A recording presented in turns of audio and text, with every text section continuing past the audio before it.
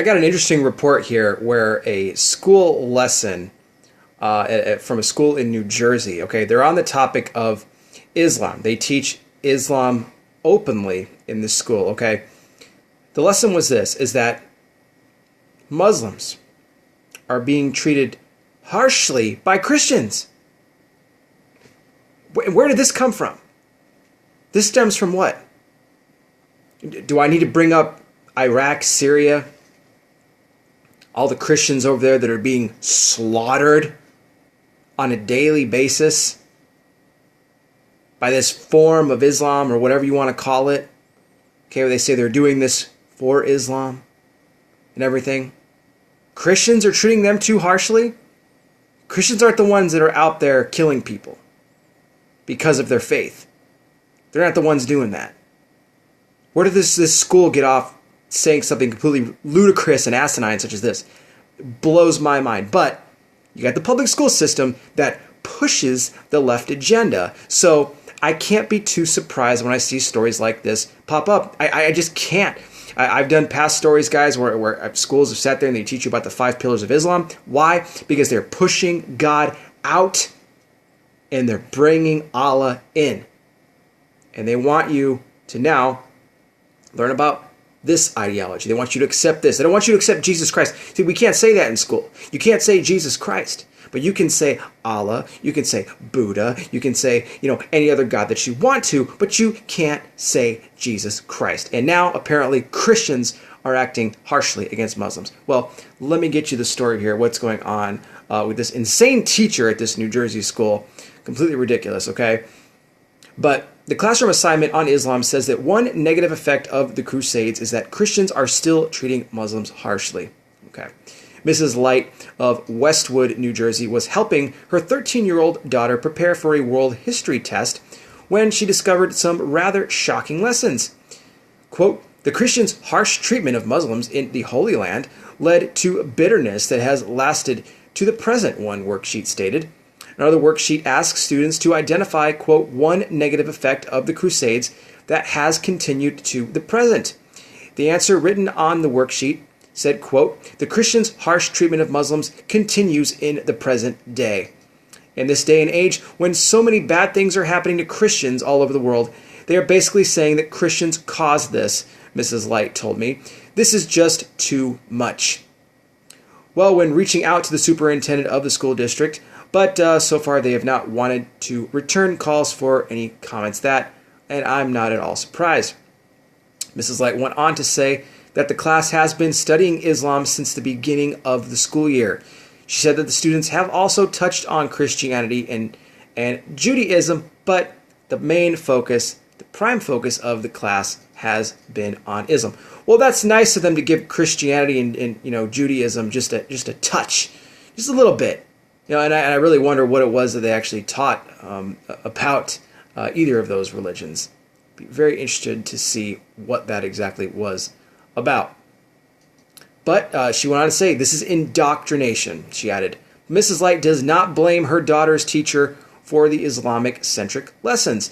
It's not really the teacher's fault. This is what they are required to teach. It's absolutely right. They have no choice, she said. Mrs. Light did the right thing. She got involved in her child's education, and when she saw something suspicious, she said something and contacted a local station. The good news is that my daughter doesn't believe this, she said, but my problem is how many kids do believe. It should come as no surprise that other public schools have been turned into indoctrination centers for dangerous ideologies. I addressed this topic. The topic was addressed in a recent book just released. This is by author Todd Starnes called The Deplorables Guide to Making America Great Again. The Islamic faith has been given recommendation in public schools, while the Christian faith has been marginalized. Imagine that. This is what we're doing in the United States now. A country founded on Judeo-Christian values, now pushing that out the window, and they're inviting in other faiths. Islam, you name it, as long as it's not Christianity. When asking Amir Kanar, the president of the Truett McDonald University, to examine the lesson in others for his observations as a former Muslim who converted to Christianity, went on to say, quote, "Here, Christians are once again blamed for the onset of violence by Muslims in the Holy Land," Kaner told me. "Forget the fact that it was Muslim community without provocation that conquered Jerusalem from the Byzantines just a few years after Muhammad's death. That fact wasn't mentioned in the assignment. Forget the fact that Muslims killed Catholic pilgrims before the First Crusade began," he said. "That fact was not mentioned either. Forget the fact that in modern history, Muslims attacked the democratic state of Israel after the Jewish people were given the right to govern their land once again. Those are what I like to call inconvenient truths there, folks. Forget the fact that such violence is based on a traditional reading of the Quran," Kaner went on to say. "No, in the simplistic and skewed mind of a liberal educator, it must be Christians that are at fault, regardless of the evidence." In other words, to Christians, if we get blown to smithereens, we have no one to blame but ourselves. That's what they think. That's what they are indoctrinating. That's guys, it's going to get a lot worse. We need to pray that God is pulled back into the public school systems again, and even into private schools, because now even private schools are having to submit to this radical left-wing agenda, and we can't have it anymore. It's time to speak up. Time to be silent is over. Time to speak up, use our voices. Otherwise, Christians are going to get pummeled into the ground, and we're going to lose every right that we have. All right, guys? Thanks for checking out my channel, guys. This is CardsFan480. I'm here on both YouTube and also on Periscope, so feel free to subscribe if you guys like what you see, and I'll continue bringing you all the latest breaking news, current world events, and Bible prophecy updates as they become available. And as always, if you've never given your life to Jesus Christ, the one true Savior of the world, He is the only one, okay? He is the Messiah. If you would like to, let me know. Write me a comment. Let me know you would like to receive Christ as your Lord and Savior. I would be more happy to write you back with a prayer you can say out loud to where you can accept Him into your heart, be born again, forgiven of all of your sin, come into the kingdom, have everlasting life. I promise you, it will be the best decision that you ever make.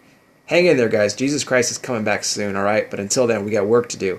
Keep it here at this channel. Thanks to all the new subscribers that have recently joined up as well. Help me share these videos, get the word out there about what's happening in the world, but offer the hope of Christ for those that need it and who are feeling lost. He is the Savior. He is the Messiah. He is Jesus Christ, the King.